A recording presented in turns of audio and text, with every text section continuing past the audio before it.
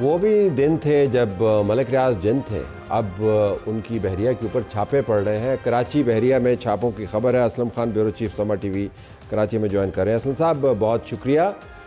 بحریہ سے بہت سے لوگوں کے انٹرسٹ جڑے ہوئے ہیں۔ یہ جو چھاپے ہیں یہ کیا چھاپے ہیں اور ان کا پس منظر کیا ہے؟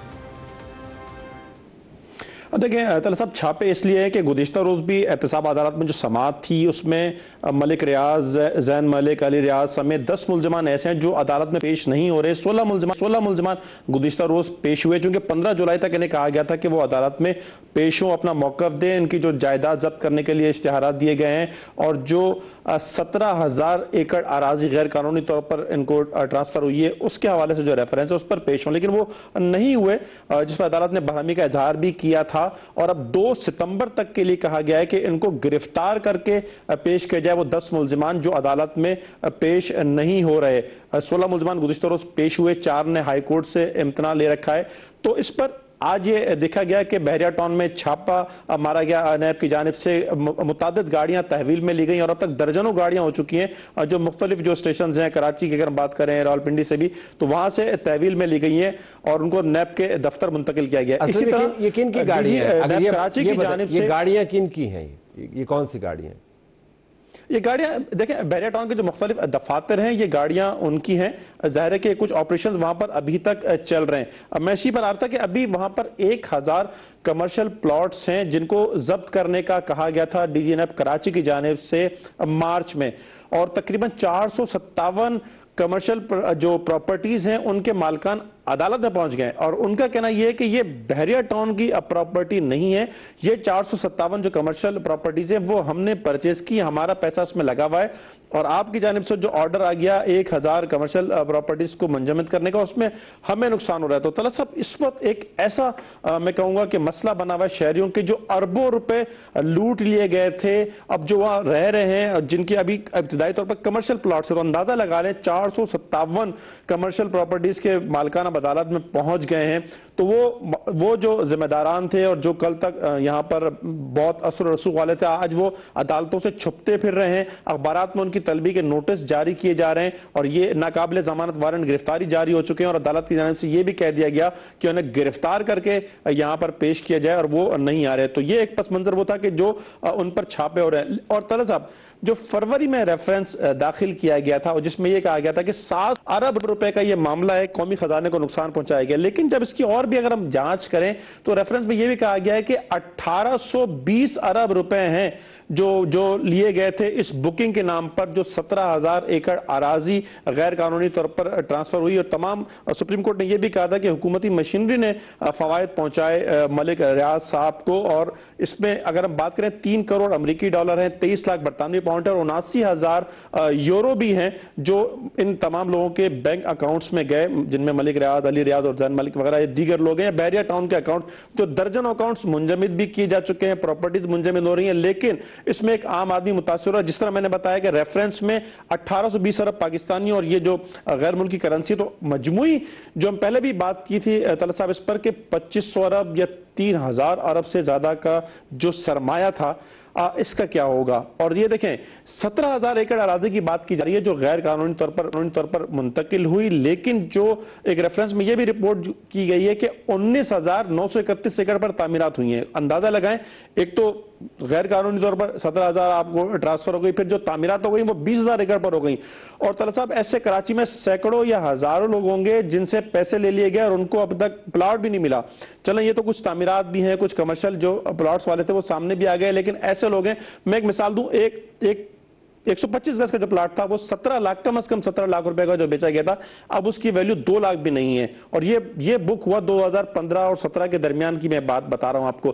250 گز کے پلاٹ 32 لاکھ کا جو بک ہوا، وہ زمینوں میں اور کاغذات، ایک کاغذ دیا گیا تھا جس میں آپ کی جو مختلف انسٹالمنٹ تھی وہ جمع تھی، لیکن وہ پلاٹ کہیں پر نہیں ہے۔ تو آپ سوچیں کہ یہ کیا اس شہر کے لوگوں کے ساتھ کیا ہوا، اور اس وقت یہ جو حکومتی مشینری تھی، نیب حکام کہتے ہیں کہ 2015 میں تحقیقات شروع کر دی گئی تھیں، اور اس کے بعد 2018 میں ہی سپریم کورٹ نے یہ حکم دیا کہ 460 ارب روپے جمع کرائے جائے سپریم کورٹ کے اکاؤنٹ میں، 2023 تک یہ جمع ہو جانے تھے۔ فیمس وہ کیس تھا، وہ جس رقم پر ان کو چھوٹ دی گئی اس کے بارے میں بھی کہا جاتا ہے کہ وہ زیادہ رقم ہو سکتی وہ جمع بھی نہیں ہوئی. جمع بھی نہیں ہوئی.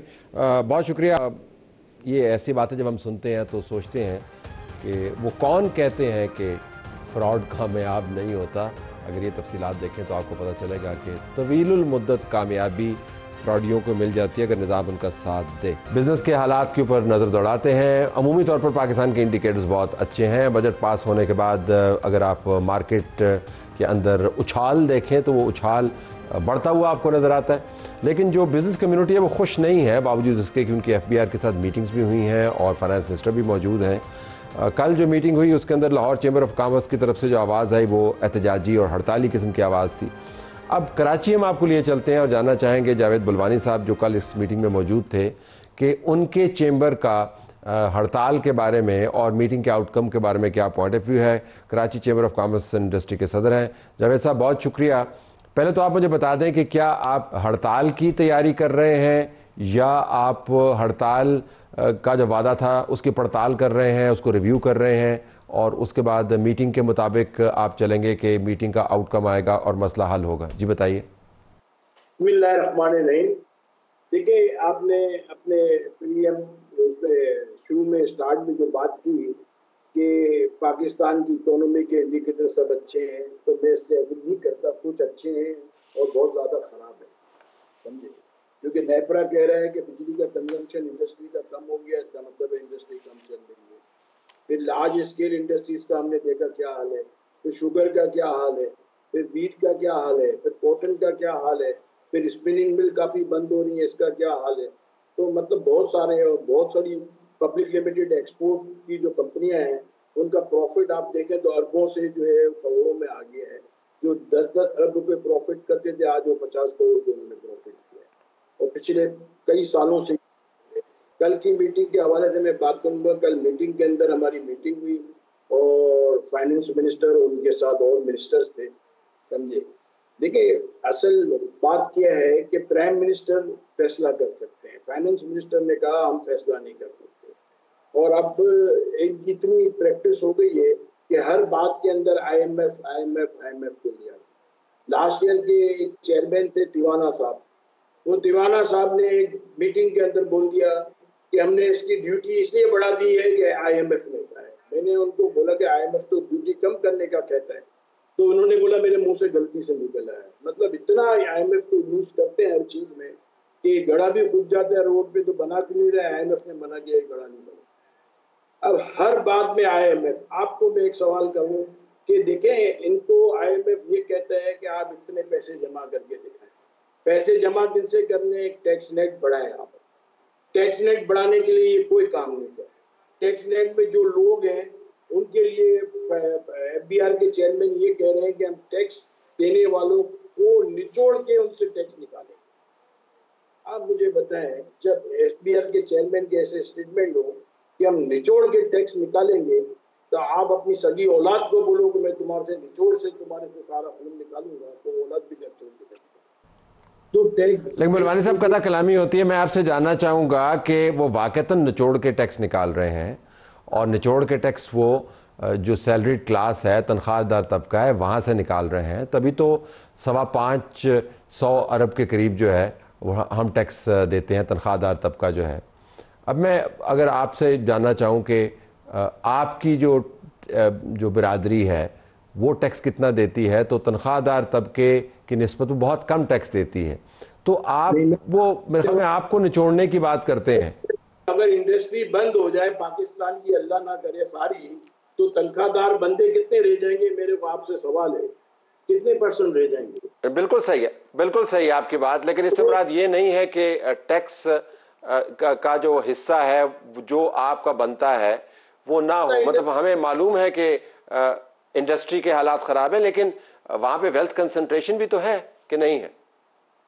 دیکھیں یوں نہیں ہے. میں نے آج کل جو ہے وہاں پہ سب منسٹر اور سارا FBR بیٹھا تھا، تو میں نے ان سے 2 سوال کیے کہ ہارون اختر صاحب آپ ایکچوئل سائنس پڑھے ہوئے اور انڈسٹریز بھی چلا رہے ہیں، میں آپ سے ایک سوال کرنا چاہتا ہوں کہ یہ 37A اور 37B جو اوریجنل شکل پہ تھا اس کو آپ نے 80% چینج کر دیا، صحیح ہے نا؟ اور جو سپریم کورٹ نے آرڈر کیا ہے اگر وہ کر دیں یا پرانا کر دیں تو ہم کو کوئی تکلیف نہیں ہے. میں نے بولا یہ آپ نے جو چینج کیا ہے یہ کس لیے کیا ہے؟ بولا فلائنگ انوائس. میں نے بولا فلائنگ انوائس کا جو بزنس کرتے ہیں ان کو رجسٹرڈ کون کرتا ہے؟ بولا FBR. میں نے بولا ہم رجسٹر کرتے ہیں کہ آپ ہم کو بول رہے فلائنگ انوائس ان کے لیے؟ اچھا فلائنگ انوائس کتنے لوگ کرتے ہیں کام؟ کتنے % لوگ ہیں؟ اس کا کوئی جواب کیا انہوں نے. 4%, 5%, 3%, کتنے لوگ ہیں؟ ساری بزنس